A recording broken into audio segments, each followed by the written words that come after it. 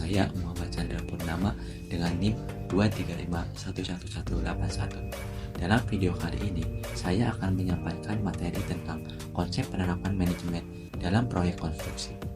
Manajemen merupakan hal yang penting dalam proyek, bukan hanya tentang membangun proyek itu secara teknis, tapi juga bagaimana proyek tersebut bisa dirancang, lalu dikelola, dan yang terakhir diawasi dengan menyeluruh. Untuk itu, mari kita pelajari konsep tersebut secara menyeluruh.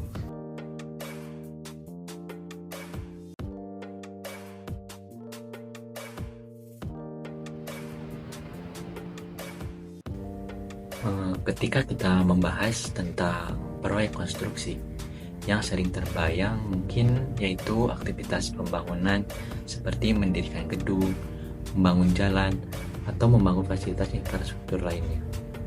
Tetapi yang sering terlupakan adalah bahwa di balik seluruh aktivitas fisik tersebut terdapat juga proses manajemen yang sangat penting.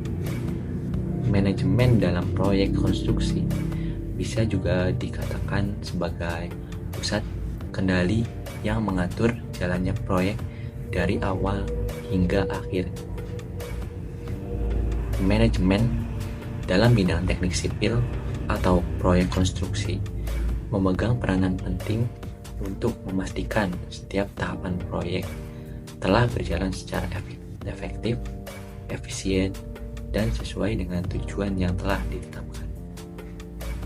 Dengan adanya manajemen yang baik juga, proyek yang dilakukan dapat diselesaikan secara tepat waktu, sesuai anggaran, memenuhi standar kualitas, serta meminimalkan resiko dan konflik. Lalu kita masuk ke konsep dasar manajemen. Jadi, secara umum, manajemen bisa diartikan sebagai proses untuk mencapai tujuan melalui kegiatan perencanaan, pengorganisasian, pengarahan, dan pengendalian. Jadi, intinya manajemen itu tentang bagaimana kita mengatur sumber daya agar tujuan bisa tercapai. Dan kita masuk ke definisi manajemen menurut beberapa ahli. Yang pertama, beberapa ahli punya pendapat masing-masing soal definisi manajemen. Seperti yang disampaikan oleh Mary P. Follett, manajemen didefinisikan sebagai seni dan proses untuk mencapai tujuan melalui orang lain. Sementara Georgi R. Terry mendefinisikan manajemen sebagai proses yang melibatkan 4 fungsi, yaitu yang pertama, planning atau perencanaan, organizing atau pengorganisasian, actuating atau pelaksanaan, dan controlling atau pengawasan. Keempat fungsi ini menjadi dasar dalam penerapan manajemen proyek. Lalu ada fungsi-fungsi manajemen. Adapun fungsi-fungsi dalam manajemen yaitu yang pertama yaitu planning atau menyusun tujuan proyek serta langkah-langkah yang diperlukan untuk mencapainya. Kedua, ada organizing, di mana struktur organisasi dibentuk, tugas dibagi, dan tanggung jawab ditetapkan.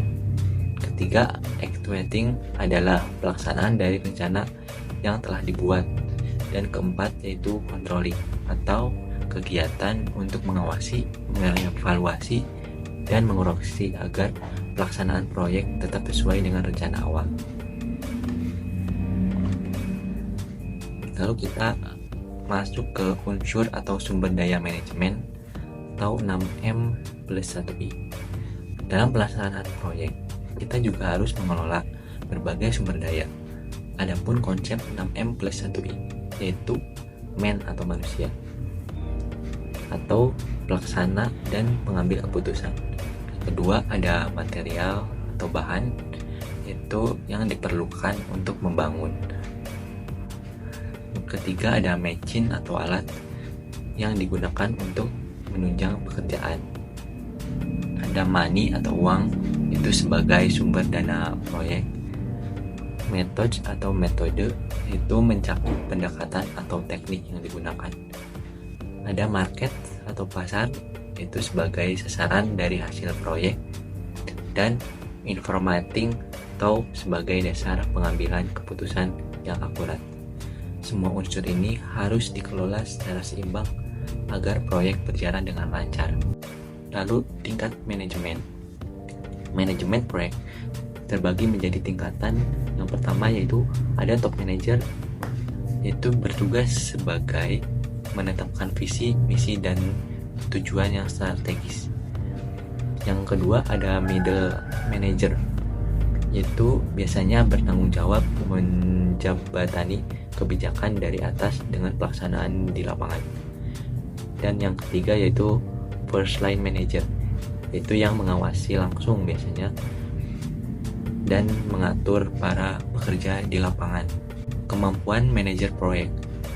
Seorang manajer proyek harus memiliki 3 kemampuan utama.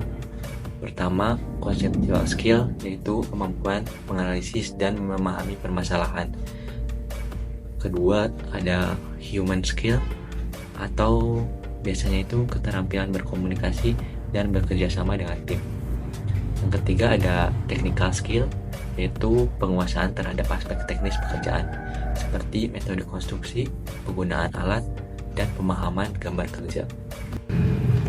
Sekarang selanjutnya kita masuk ke pengenalan proyek konstruksi.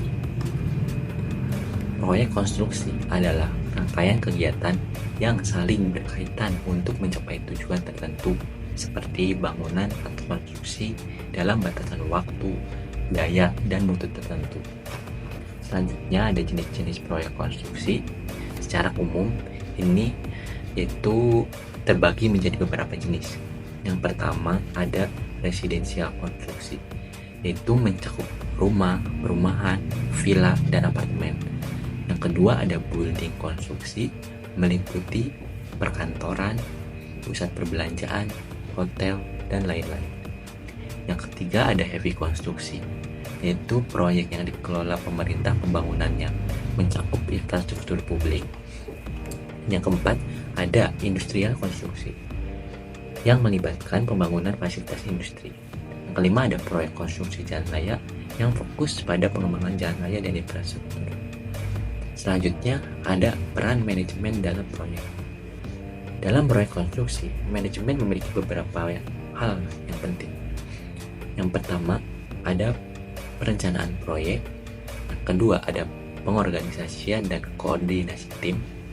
Ketiga ada pengadaan dan pengelolaan sumber daya.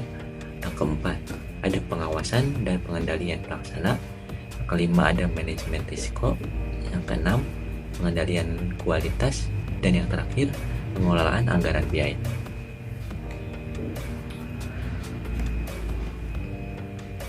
Lalu ke penerapan fungsi dan manajemen dalam siklus proyek. Siklus proyek konstruksi biasanya terdiri dari 5 tahap. Yang pertama ada perencanaan atau planning, dan yang kedua ada pengorganisasian atau organizing. Ketiga ada pelaksanaan atau execution. Keempat ada pengendalian atau monitoring and controlling, dan yang terakhir ada penutupan atau closing. Lalu ke pengantar manajemen kesehatan dan keselamatan kerja atau yang disebut K3 dalam proyek konstruksi. Kesehatan dan keselamatan kerja atau biasanya kita kenal sebagai K3 adalah aspek yang sangat penting dalam pelaksanaan proyek. Tujuan K3 adalah untuk melindungi pekerja dari kecelakaan dan penyakit akibat kerja, menciptakan lingkungan kerja yang aman.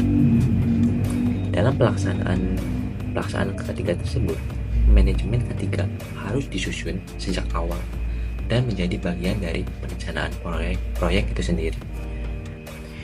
Yang terakhir ada manajemen proyek secara efektif dan praktis.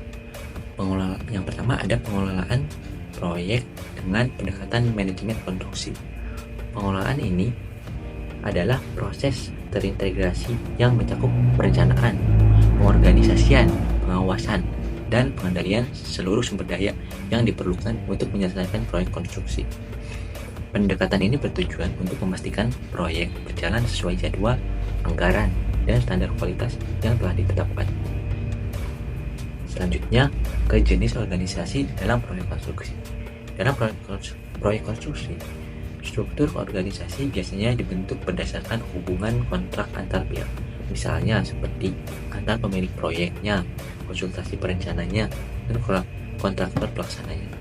Struktur ini juga dikenal sebagai struktur organisasi eksternal karena mengatur hubungan kerjasama antar entitas yang berbeda.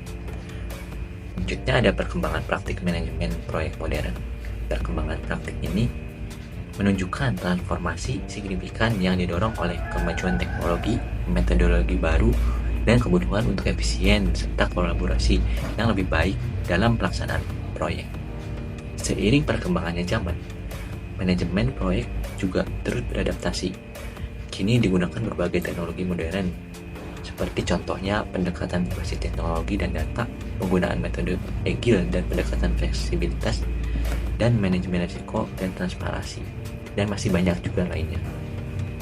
Selanjutnya ke pengantaran standar manajemen proyek atau PMBOK. Ini juga biasanya disebut sebagai Project Management Body of Knowledge, yang merupakan standar manajemen proyek yang dikeluarkan oleh PMI berdasarkan internasional bidang manajemen proyek. PMBOK berisi panduan dan praktik terbaik dalam menjalankan proyek, mencakup manajemen waktu, biaya, mutu, resiko, hingga komunikasi dan pengadaan. Lalu ada jenis-jenis dan tahapan pengadaan jasa konstruksi. Yang pertama ada kebutuhan atau identifikasi kebutuhan. Tahapan ini merupakan langkah awal dalam proses pengadaan jasa konstruksi. Output dari tahapan ini yaitu dokumen kebutuhan atau dokumen rencana kerja awal. Yang kedua ada setelah kebutuhan diidentifikasi. Langkah selanjutnya adalah menyusun anggaran. Ini meliputi estimasi biaya yang diperlukan untuk memenuhi kebutuhan yang telah diidentifikasi tadi. Yang ketiga adalah tahap ini menentukan bagaimana pengadaan akan dilakukan. Misalnya apakah menggunakan metode tender umum, tender terbatas, atau penunjukan langsung. Output dari tahapan ini juga yaitu dokumen pemilihan metode pengadaan yang sesuai dengan ketentuan hukum dan efisien pelaksanaan. Yang terakhir ada regulasi yang berlaku. Dalam pelaksanaan proyek, terutama yang dibiayai oleh negara, perlu mematuhi berbagai regulasi, seperti Undang-Undang Jasa Konstruksi Nomor 2 Tahun 2017. Pengadaan ini juga dilakukan melalui sistem elektronik seperti LPSE untuk menjamin transparansi dan akuntabilitas. Demikianlah penjelasan mengenai penerapan konsep manajemen dalam proyek konstruksi. Harapannya, dengan memahami materi ini, kita sebagai mahasiswa teknik sipil bisa lebih siap dalam menghadapi dunia kerja dan terlibat aktif dalam proyek-proyek pembangunan di masa depan. Terima kasih sudah menonton dan sampai jumpa di lain kesempatan. Wassalamualaikum warahmatullahi wabarakatuh.